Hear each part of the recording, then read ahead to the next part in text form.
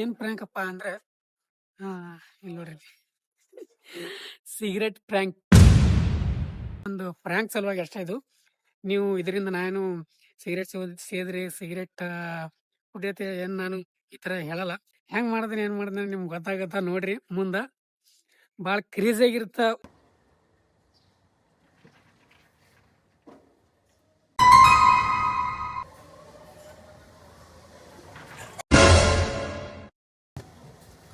ಅರ್ಧ ಹಾರ್ಬೇಕಲ್ಲ ಗೈಸ್, ಅರ್ಧ ಹಾರ್ಬೇಕಲ್ಲ.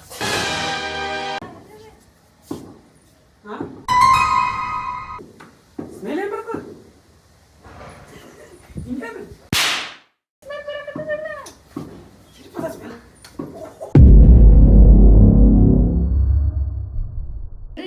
ಬಟ್ ನೀ ಬಾಯಾಗ್ರೆ ಬಿದ್ದದ